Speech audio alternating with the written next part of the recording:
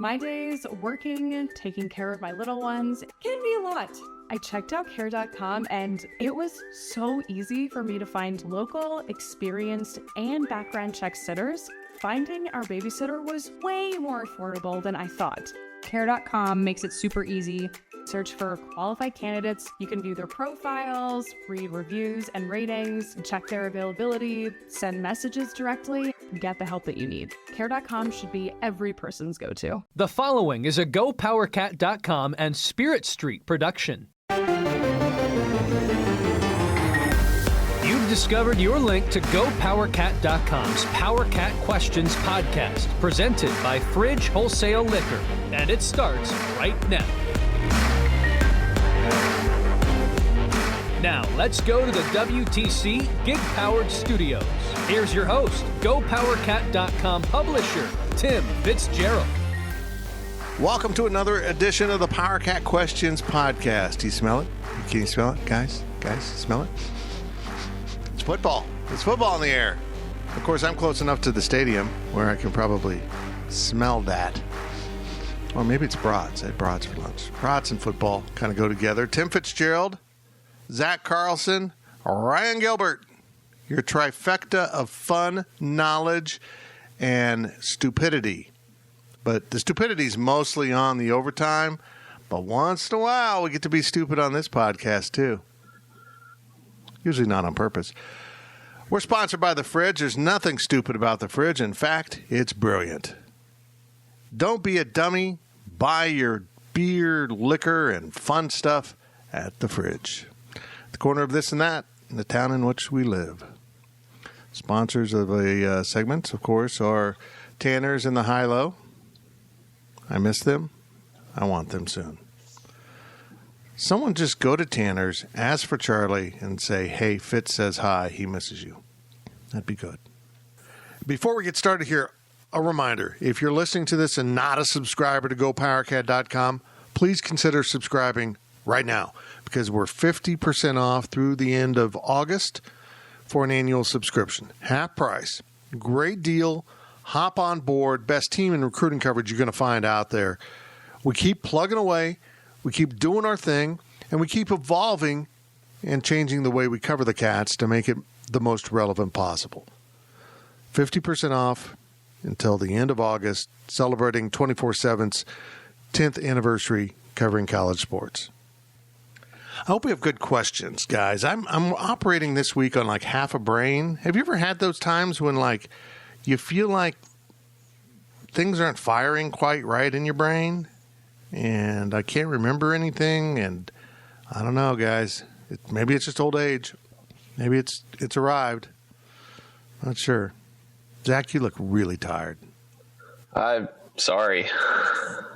Maybe the NyQuil's still affecting me. Zach's stoned out of his mind on NyQuil, and as far as I know, Gills is not stoned on anything, but he is a college kid with a stash of Bud Light. Do you still have the stash of Bud Light, Gills?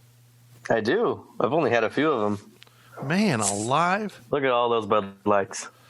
Do you just keep some in the little mini fridge and then cycle through? Yeah. And I've got my Tanner's cup right here, too, so we're representing. That's good stuff. That's good stuff. We hope your questions are good stuff because we're going to dive into them right now with your questions from Wabash Station at GoPowerCat.com. Here's Ryan Gilbert. First question of the podcast from Files. I'd like to give him a big welcome back to the site. Thank you for posting. Go ahead. My expectation for K-State is 6-4 or 7-3. Is this realistic? Mine's 13-0. So you might be more realistic than me. You know, I've got them at 6-4. And to be honest, as I went back, I'm like, ooh, ouch, ooh, ah. They're going to have to play well to get to 6-4. You don't get those 2 extra free victories in the non-conference.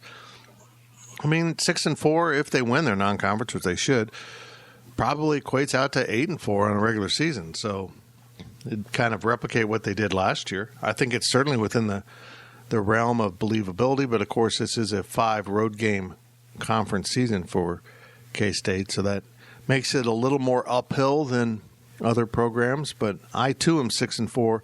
If they go 7-3, boys, watch out. Chris Kleiman's got them rolling because their recruiting is really going to start piling up here for this program.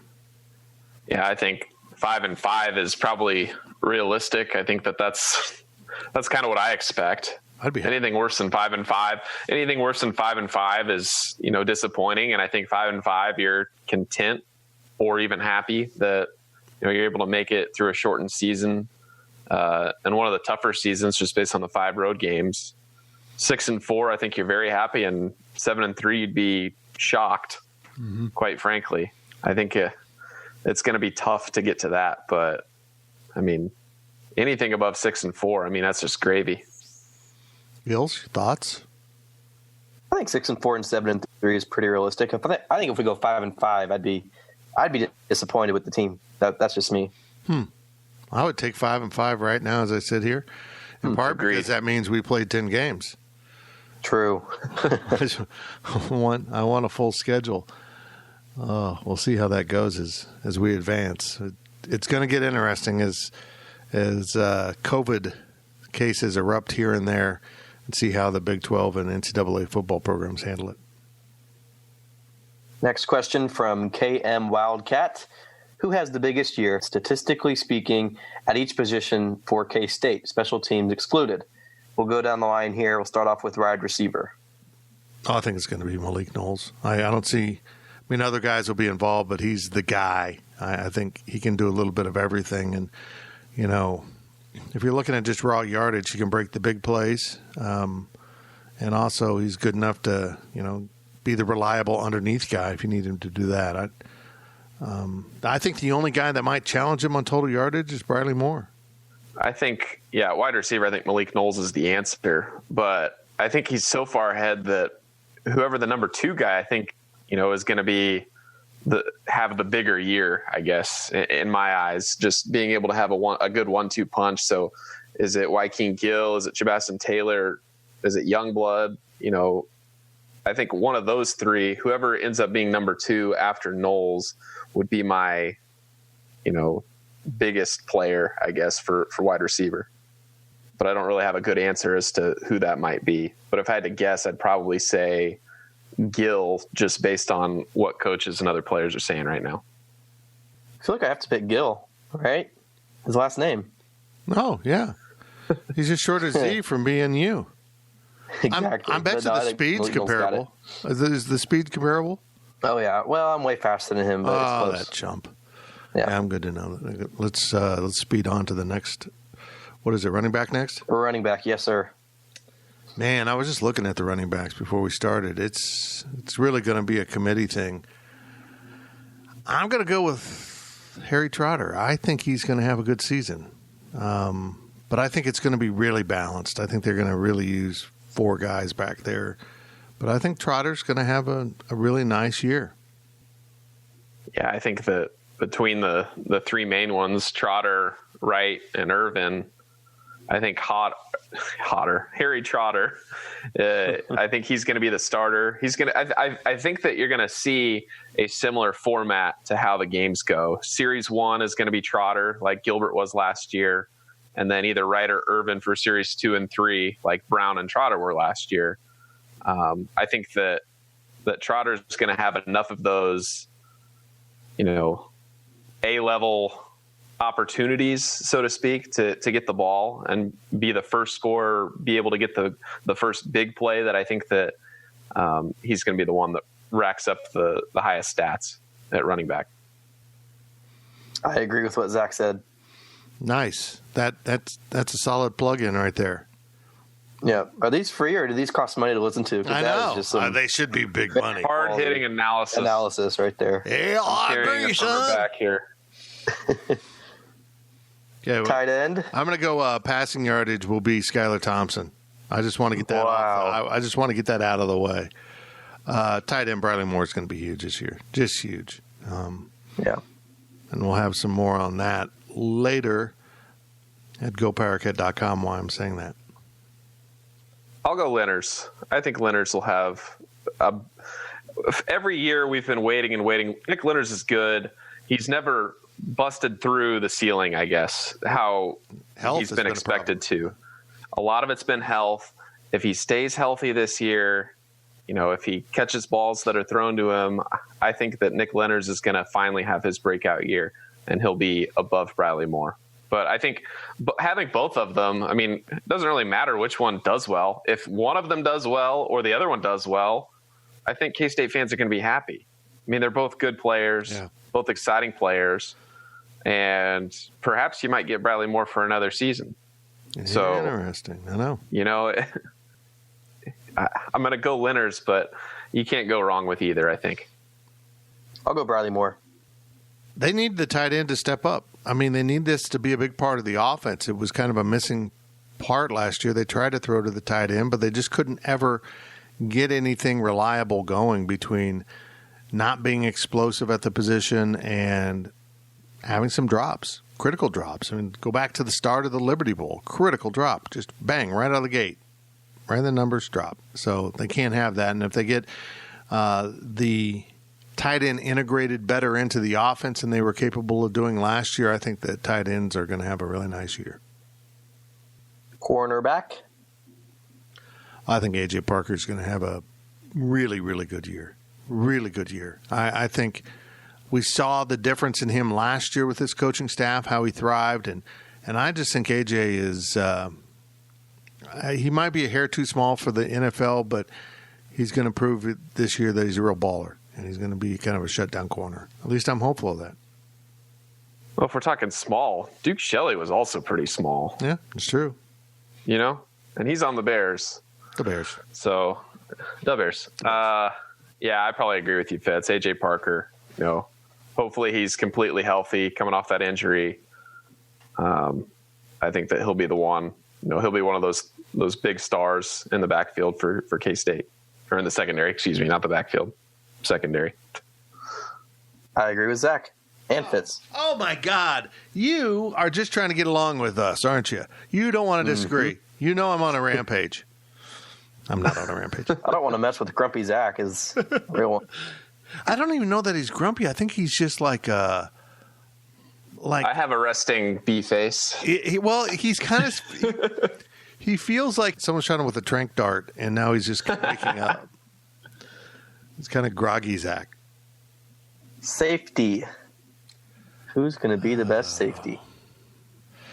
I love Jerron McPherson. I'm just going to go with my heart on this one. I hope it's him. I hope he has a really big year. Hope kind of breaks out into the type of player everyone thinks he can be. Don't you know. mean J-Mac? Oh, yeah. J-Mac. J-Mac. Nobody calls him Jerron. Yeah, I'll probably go with Wayne Jones.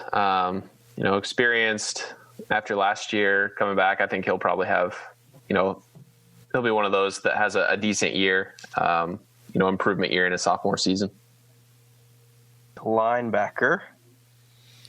I'm just rooting for Justin Hughes. I want this kid to have a big season. I don't see him coming back for a 7th season. That's no fun. It'd be kind of fun if both he and Elijah came back for 7 seasons next year and started working on their doctorate. And then instead of going to the league, they just became professors of football. How's that? It'd be cool to see both of them come back. If they have a good season this year or, they still feel they have more to prove next year, it'd be great to see him. I think just based on the recency and Justin Hughes, coming back after a year off, more than a year off for him, I think that probably Sullivan's going to have the better stat numbers just based on that. But I really do hope that Justin Hughes has a great year. Hate to do this, but I agree with both of you. Maybe we should let you go first, and then we can just agree with you. Yeah. Make Fitz read the questions. Do we got any more positions, like punter or? No, he excluded the special teams. Long snapper, defensive end, sacks. Is sacks up? No. Yeah, there was no D-line. Oh, my God. We're good. How about sacks? We can all agree on that. How about sacks? I'm going with Khalid Duke. That's right. I'll go Wyatt Hubert. I'll take the flagship guy. Yeah, but I think he's going to get double-teamed, triple-teamed. I think everyone's going to be focused on Wyatt Hubert. They're going to try to shut him down, and forget about Khalid Duke over there. And I'm hearing he's going to be a handful. So I don't know. You're probably right with Wyatt Hubert, but I feel like I want to take the gamble here on Khalid Duke. Which one of us do you agree with, Gills? I agree with Zach. Man, what a traitor. That was my answer before Zach even said anything, though. Okay. You're probably smart in this case. Is that it for that question? That's it for that one. Nah, man, I wish we had more. That was fun. Let's move on. Next question from Purple Powerhouse. Is this the year Sebastian Taylor becomes one of K-State's top receiving threats?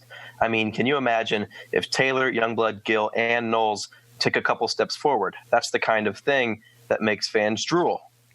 Drool aside, I hope so. I mean, K-State could really use a big target like that. I mean, he's just got everything there except an understanding of what he's supposed to be doing from play to play. And maybe he's getting there. I don't know. Let's hope he is, because, boy, having a big target like that that can get deep is just a weapon Kansas State hasn't seen in a very long time. I mean, I'd say right now, of the 4 receivers listed, he's probably the 4th option. Would you say, Fitz? Could be. If Youngblood's progress has accurately been noted, that he's getting there very quickly. And the same with Gill, too, I guess. I mean, the coaches have been talking about Gill, a decent amount, too. I mean, they've talked about Sebastian as well. But if Sebastian Taylor improves how we expect him to improve, and that's in comparison to the other 3, I mean, the wide receiver room could be a monster this year. Yeah. And with Skylar Thompson, if he, improves the areas of his game, and he's deserved the criticism, in the past of improvements that he needs to make. If he takes care of those, and he took care of those in the offseason, it could be a very dangerous passing game for K-State this year. Next question from Purple Powerhouse. What would you see as the running back depth chart, and will K-State improve rushing production with what they have, or will they really miss the senior transfers from last year? Yeah, those 2 guys, Gilbert and Brown, were really good. Sounds like a circus. Gilbert and Brown. Maybe something to do with Broadway. A production by Gilbert and Brown. Anyhow, I just went off the rails. I think they'll just be solid. I'm looking forward to Wright and Irvin in their second year, really their first year, because what they did last year didn't count towards eligibility. And neither will this year. Yeah, it's crazy. It's crazy, man. Tyler Burns, people are, kind of putting him in the mix. So I don't think he's had the kind of pop that you want at running back, which is a little bit surprising because he kind of came in known for his speed. But I think football's taking its toll on him. And, maybe someone like Deuce Vaughn comes in and throws in enough numbers to really boost that. I think we're just going to see a revolving door at running back. And so the numbers as a whole might add up. They might have a really nice year, but even though I think Trotter might be the leader, it may not be that significant of a number as the leading running back. I think that, yes, they'll miss Gilbert and Brown to an extent, but I mean, I think the game plan, is going to be the same going forward. You're going to have 3 main guys, and they each get a series to start the game.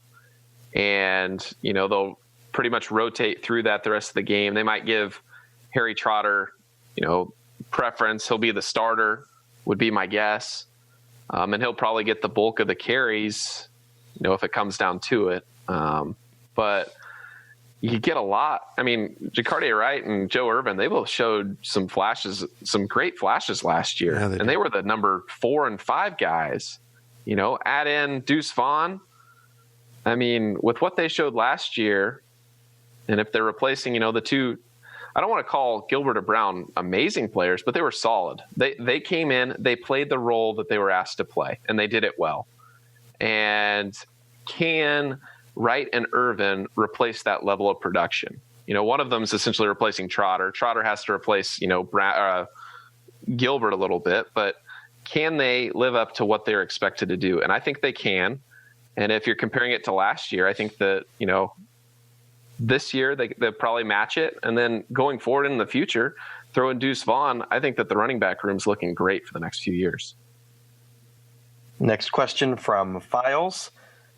On a scale of 1 to 10, what's your confidence level on Skyler being a top 3 quarterback in the Big 12 this fall? 7. I think he's going to have maybe 8. I think he's going to have a big year. I'm confident Skyler's made progress. And I'm not confident in some of the other quarterbacks. I want to see how everyone performs over the long haul. Skyler will have his down games, and he'll have some really good games. That's probably what bugs people. That's probably what bugs people the most about Skyler is the fact that he didn't have that kind of consistency. You see him really struggle in some games, and in other games you're like, wow, this guy's terrific. And even in the course of a game, he'll be awful, and then all of a sudden he starts making throws like he did at the end of the Liberty Bowl. But I think Skyler overall, I think he's undervalued. He's underappreciated both inside the K-State tent and outside the K-State tent. Is he a terrific quarterback? No, not yet. Does he have the capability? Yeah, he has a capability of being a pretty damn good quarterback, and we'll see if that happens this year. I'd probably go 4 or 5. I'm not really confident, hopeful, but, Spencer Rattler, Sam Ehlinger, those are top 2. There's essentially only one slot available for 8 quarterbacks when you break it down. And there's still a lot of guys in the conference that, are probably at the very least level with Skyler right now. So I think that trying to put him in the top 3, I don't feel confident, but I would say that there's room for him to be there. Absolutely. I think it's possible. Like I mentioned with the wide receivers, if the wide receivers step up their game, they need a quarterback to throw them the ball for them to perform well. So if he gets help from the wide receivers, I think Skyler can look really good, but I don't know how he's going to compare to the rest of the conference. And I think a lot of that, if K-State's winning games, kind of by default, he'll kind of move up into that top 3. But we'll just kind of have to wait and see. But at least right now, I would not feel very confident. I'd probably put it about a 5.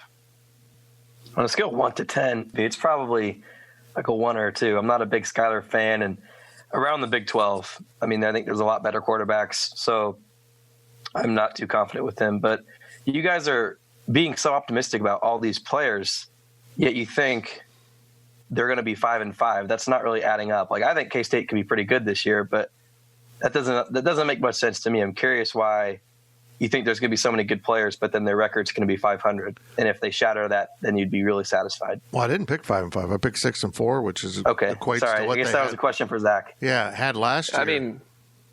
I think there's still a lot of question marks. I think it's okay to be optimistic, but when it's all said and done at the end of the year, 5-5 is very adequate. Just take into the pandemic, take into the, who knows if games are going to get canceled, who knows what's going to happen the rest of this year. I think that if you're able to take 5-5 just right now and not even play a season or just, you're guaranteed a season, I think it's kind of safe. It might be a cop-out, but, at the very least, you didn't go 3-7 or 2-8, There's still a lot of moving parts, I guess. It's okay to be optimistic at positions, but all those positions have to be in sync together to get wins. So, I think the chances of them, individual positions, being successful might be higher, but it doesn't mean that all of them are going to sync together and result in wins at the end of the day. I guess what might temper my expectations for Skyler is how that offensive line comes, because Skyler doesn't like pressure. He kind of gets a little overloaded by too many guys moving around him. So, if that offensive line struggles, it could really derail Skyler. So I think that's just a factor to keep an eye on. I look back at last year's team that went 8-5. That's a great first season under Chris Kleiman. But I can honestly say I didn't think that team was that good. They just knew how to win games. They had a great game against Oklahoma, which I think, probably dramatically changed everyone's outlook on that team, because not only does it mean they won 8 instead of 7, but they knocked off the big boy in the process. So I think they'll be pretty good. I'm not optimistic on running backs, I think Harry Trotter will be better than last year, but I'm not sure the production will quite be there. It'd have to be by committee. I think the O-line won't be as good, at least in the early going. And I think I've got concerns about defensive tackle, no matter how much they want to talk about some of the guys that have stepped up. The collection of the parts is going to be pretty good, just like last year, but I don't think this will be an overwhelming team. They're not there yet. They don't have enough depth. They don't have enough playmakers across the board. Next question from Infected Testicle. Which players would you like to see stay an extra year? Well, Hughes and Sullivan. Yeah, I would love it. I would love it. A law firm of Hughes and Sullivan. Especially laying down the law. If their hair started getting gray in it, it'd be great. I haven't really looked at this because this is something I'm going to look at. I'm going to go pick my, guys that would most likely benefit from it. But, probably one of those defensive guys who hasn't really had his opportunity to play as much as they would like to, and maybe are just coming into their own. Maybe a defensive tackle will be in there. Maybe J-Mac. So it's going to be fascinating to me to see how many guys actually do this. Football takes a toll on your body.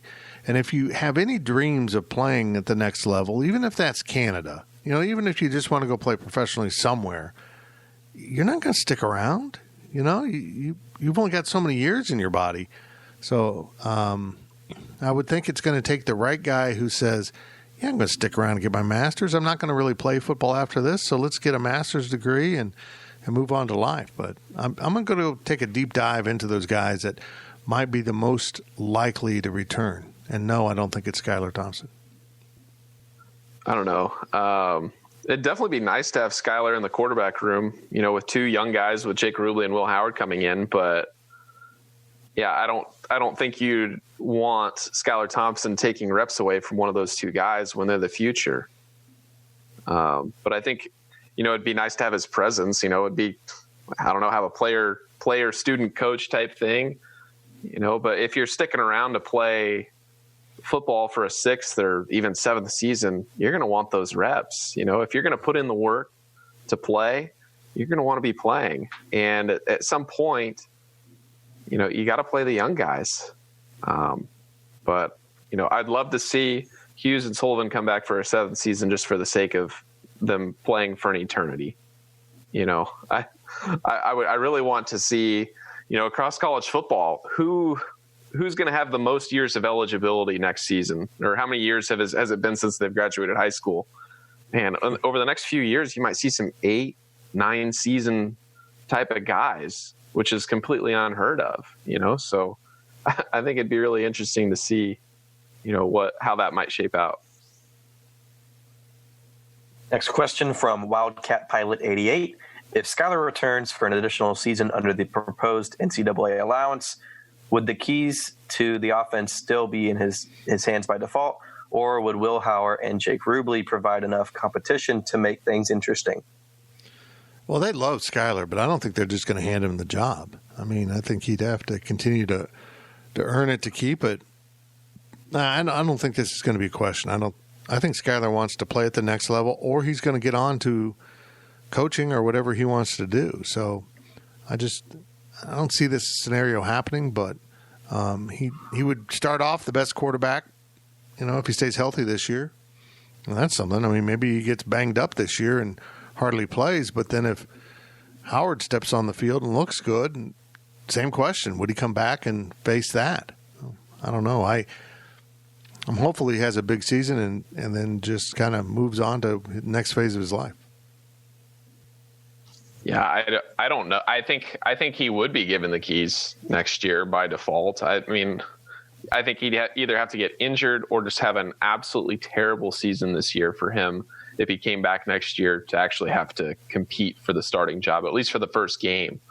And maybe that's another thing. Maybe he does start, of the first few games or plays here and there.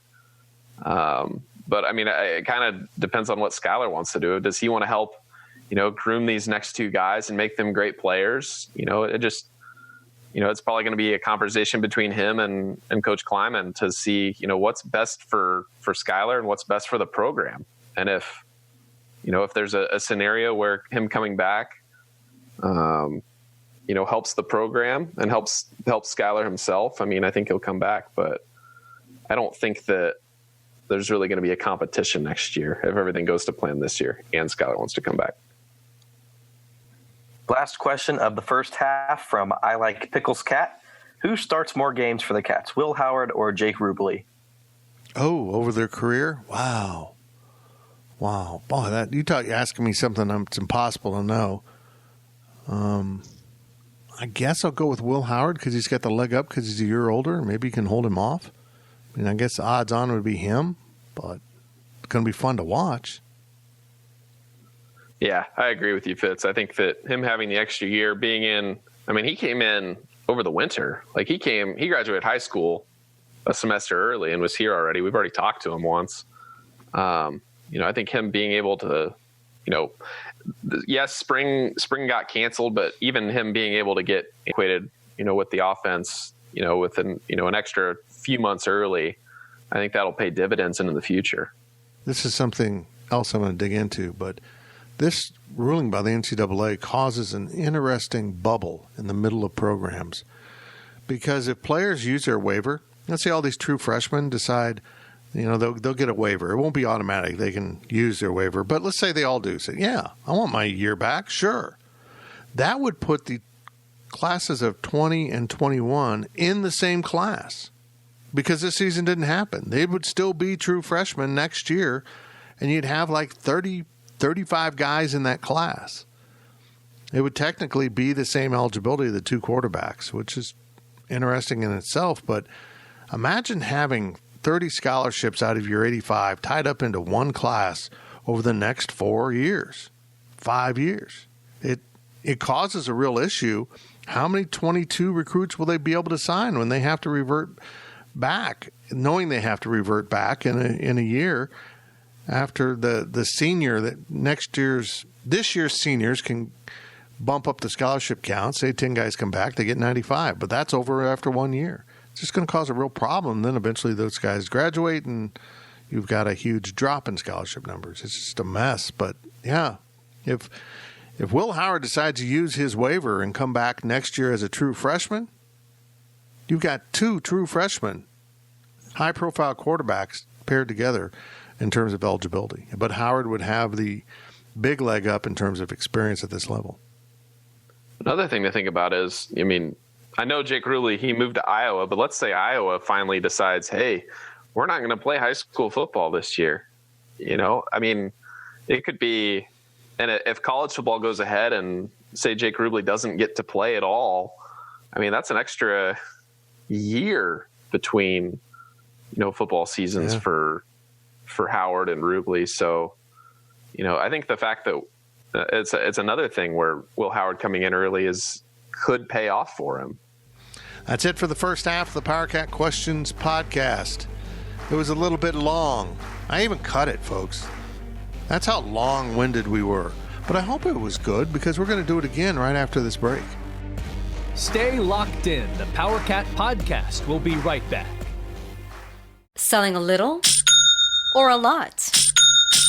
Shopify helps you do your thing, however you cha-ching. Shopify is the global commerce platform that helps you sell at every stage of your business. From the launch your online shop stage, to the first real-life store stage, all the way to the did we just hit 1 million orders stage. Shopify's here to help you grow. Whether you're selling scented soap or offering outdoor outfits, Shopify helps you sell everywhere. From their all-in-one e-commerce platform to their in-person POS system, wherever and whatever you're selling, Shopify's got you covered. Shopify helps you turn browsers into buyers with the internet's best converting checkout. 15% better on average compared to other leading commerce platforms. And sell more with less effort thanks to Shopify Magic, your AI-powered all-star. Shopify powers 10% of all e-commerce in the US. And Shopify is the global force behind Allbirds, Rothy's, and Brooklinen, and millions of other entrepreneurs of every size across 175 countries. Plus, Shopify's award-winning 24/7 help is there to support your success every step of the way. Because businesses that grow with Shopify. Sign up for a $1 per month trial period at shopify.com/Odyssey Podcast, all lowercase. Go to shopify.com/Odyssey Podcast now to grow your business, no matter what stage you're in. Shopify.com/Odyssey Podcast.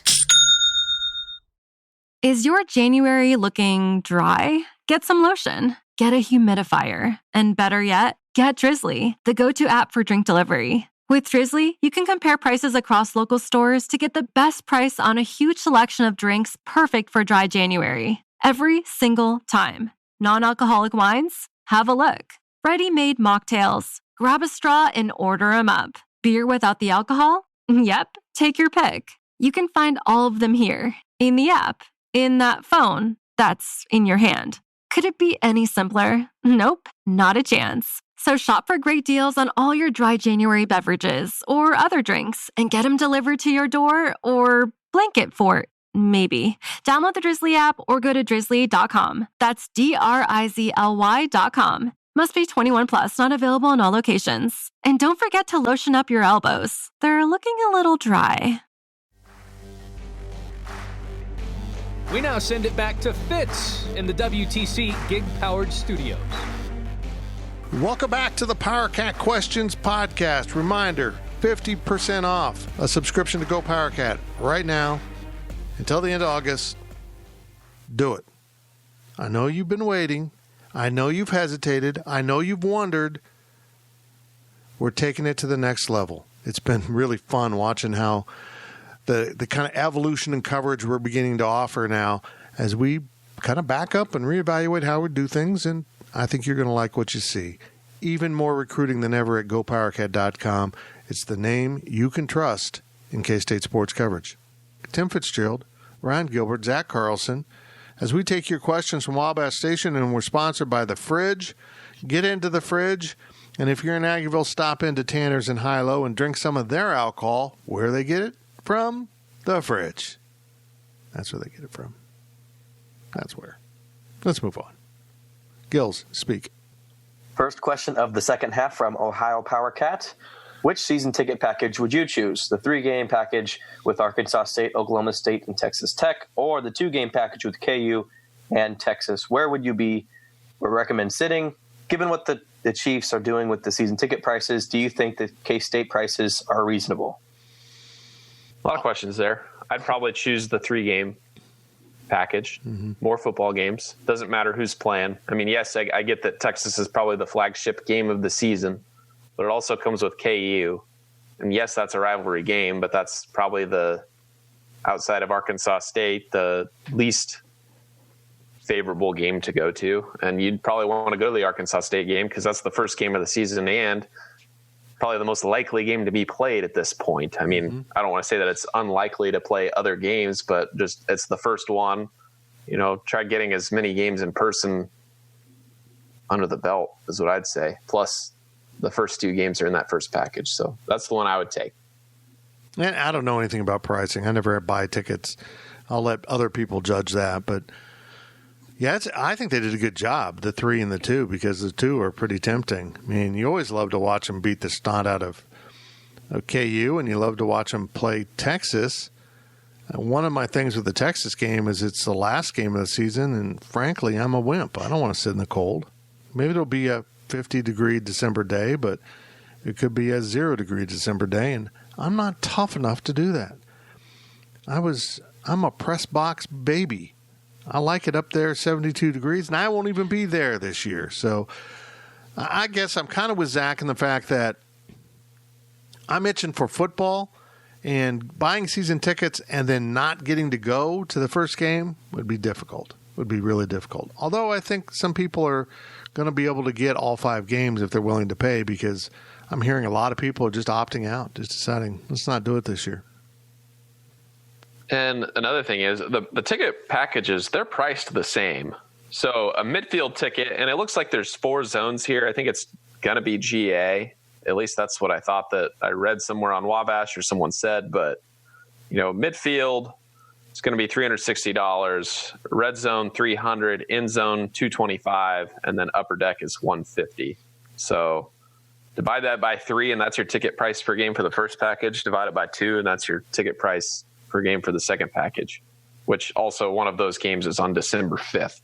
So I think the better value, if you're going to pay full price, is going to be that first ticket package with 3 games in it. But it's if you're comparing it to the Chiefs, I don't know. I mean, I wasn't able to find Chiefs ticket prices, but the way they're doing it, it seems as if you're a season ticket holder for 2020, all of the money you've paid has been sent to 2021. And then for 2020, you will have the opportunity to buy tickets. And I think that those are priced a lot higher than what you would have been paying in the first place.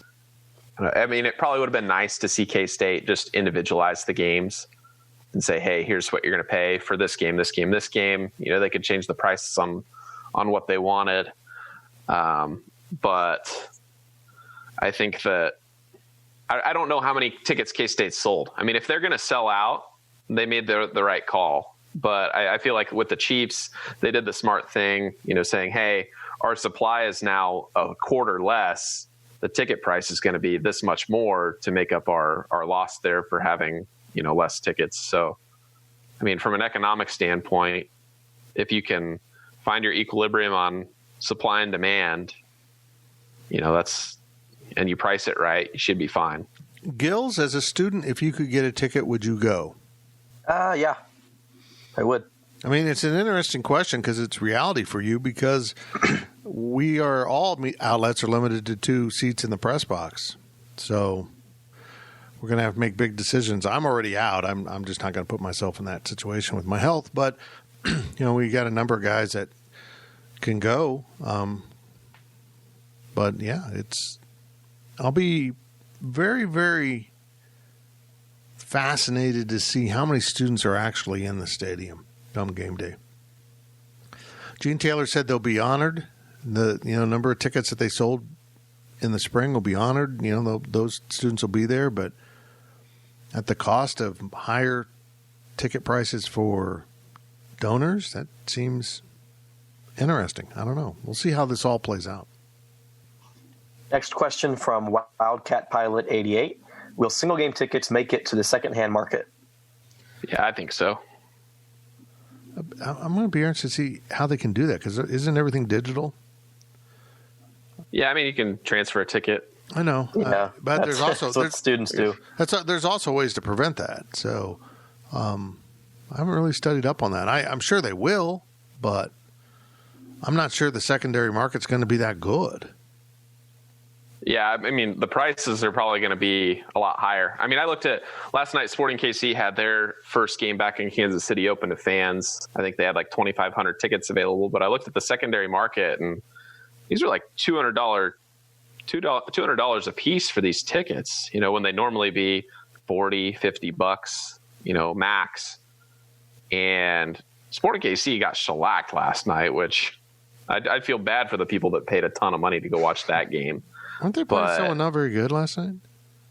Yeah, they played Houston. I mean, Sporting KC is the best team in the West right now, and they played Houston. I don't know what Houston is in the standings, but Sporting KC's only lost like 2 games in MLS play this year, so it's kind of a shame. Houston was winless in their last 5 heading into this game. How's that for soccer knowledge? Wow, Fitz dropping knowledge on soccer here. Yeah, totally wrong. And maybe. Yeah, I think tickets will probably be pretty pricey if you find them on StubHub or SeatGeek or wherever. You might be able to find someone with a finger up at the games, but you know, I wonder what parking lot access is going to be like. Are they going to make sure the number of people coming to the parking lot have tickets? You know, there's a lot to think about, I guess. If there's no tailgating, if they're going to limit the number of people just hanging out in the parking lots as well. Next question from Email Wildcat 82. Will Big 12 games end up being broadcast more on other networks since the Big 10 and Pac-12 are not playing? No, I mean... Yeah, I'd love to see a Big 12 game on the Big 10 network. Yeah, I mean, people... ESPN owns the rights to Big 12, and they're going to show them. I mean, Fox is a big loser here. They own rights to both Pac-12 and Big 10. They just took it in the shorts. Unless ESPN wants to sell some games to them, which is possible, I guess. I don't know why they would, though. They've got the market cornered on college football, at least Power 5 college football. Will Fox jump in and try to televise some Conference USA or, Sun Belt games? American? That'll be interesting if they do, but I think even American might have an ESPN contract. This is going to be such a strange year. Yeah, I don't know.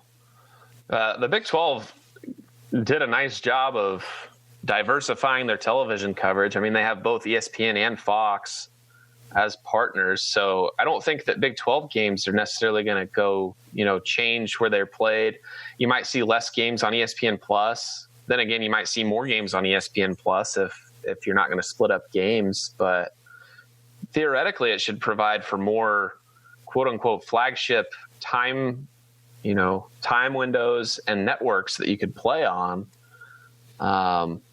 You'd have to see, but I think that if the Pac-12 loses, really you lose an entire 9:00 time slot for ESPN, losing the Pac-12, and even the Mountain West. There's not going to be a lot of late games, so you kind of lose an entire time window there. So are they going to try?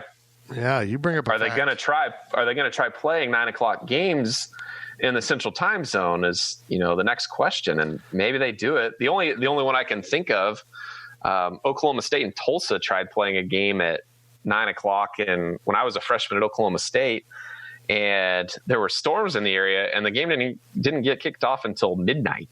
So they played from midnight to 3 a.m. early Sunday on FSN or something, which was kind of crazy. But will these networks try opening up these time slots? Are we going to have Big 12 after dark? We may have it. They won't go to 9, I don't think, but they might try 8. They might try an 8 p.m. kickoff with a Big 12 game, and that gets to be pretty interesting. That's pretty late in these areas, but these games are going to kind of be like the NBA is right now. They're showing them when they have to show them because of availability, and maybe they do, man.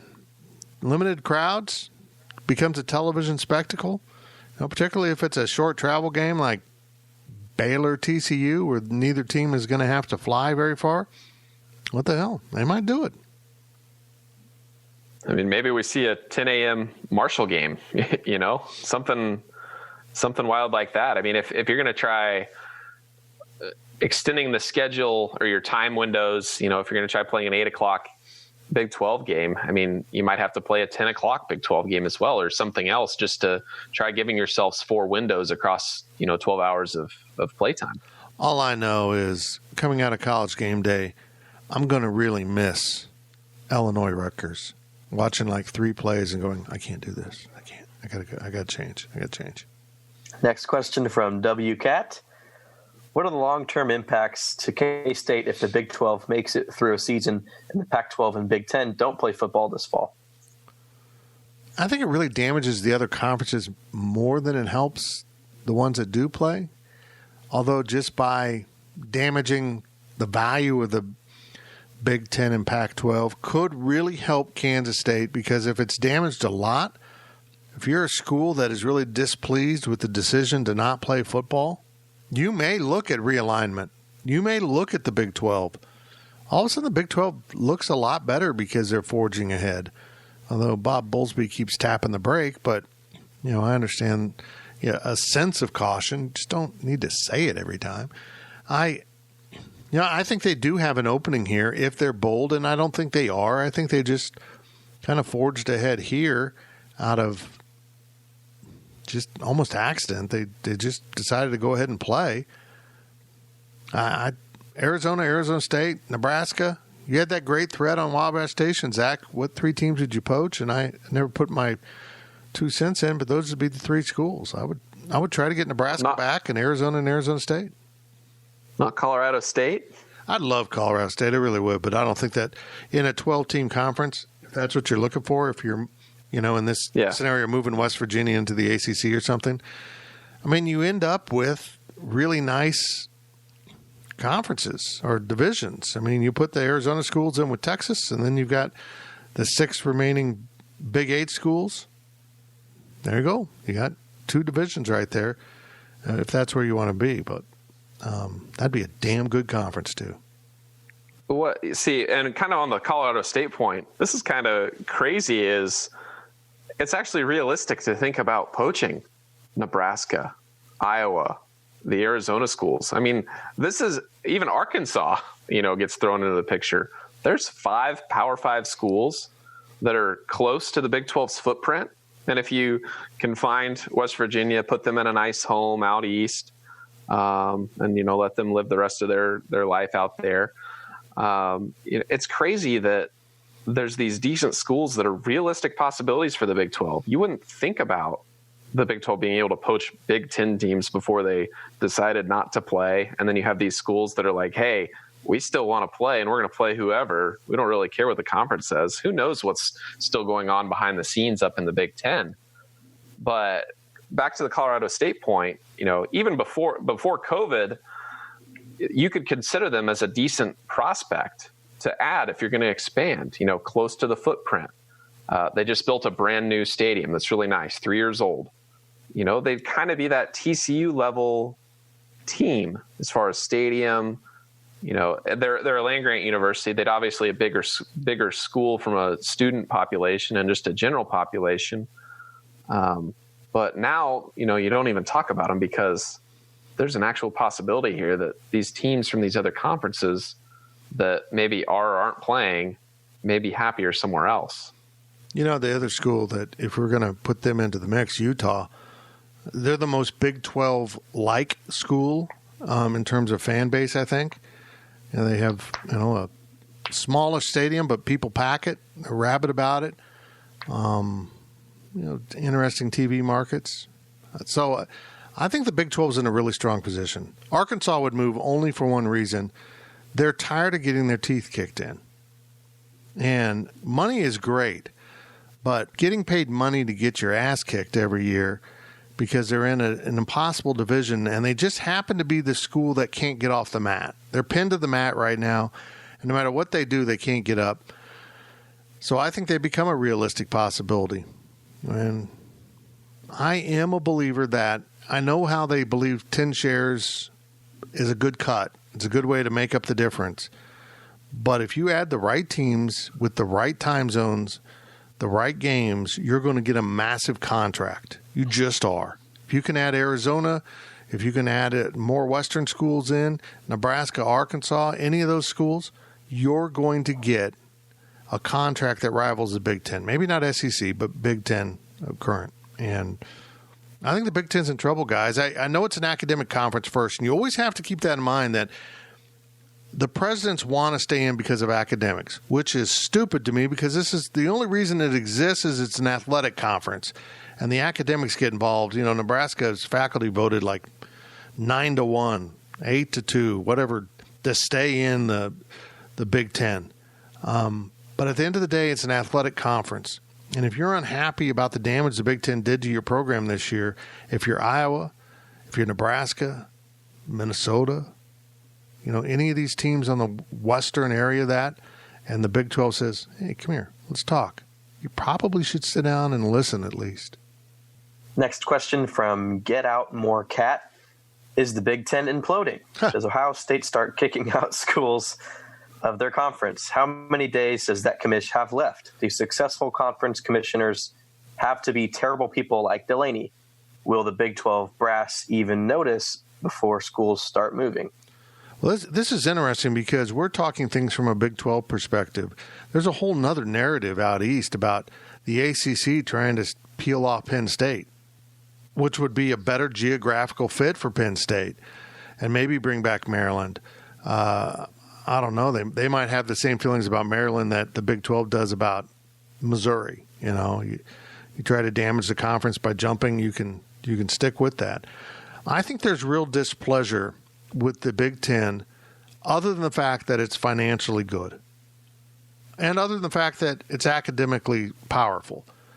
I think there's a feeling that the Big Ten is bloated, that they've watered down traditional rivalries, and that even newcomers like Penn State, which was the earliest of the conference changes, maybe don't fit as well. And if you're Penn State, you got to look at this and say, hold on, if we were in the ACC, we'd probably be in the title game against Clemson every year, right? As we sit here right now, with a chance to go to the playoff.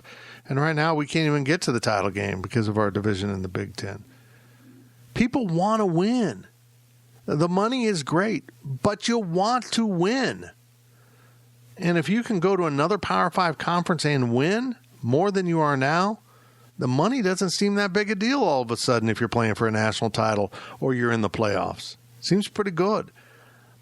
The Big 12 has been the accordion, kind of been the connective tissue here that can get torn apart, pulled apart at any moment.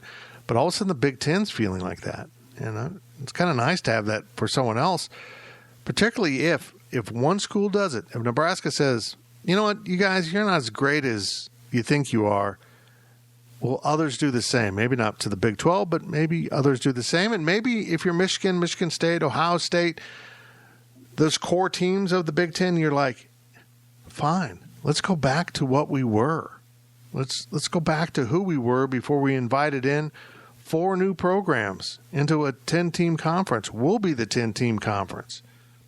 It's going to be very fascinating. COVID-19, the coronavirus, has changed the landscape of realignment. If there's going to be a realignment, everything we thought we knew just changed, because losing $100 million because your conference didn't play is not something that goes away, probably financially or in your head. You guys weren't committed to football, and you didn't play when everyone else could. Next question from Files. Can we put an official permanent kibosh, is that correct, Zach? Kibosh on Nebraska coming back to the Big 12? We've always said it would happen, that they'd come begging back.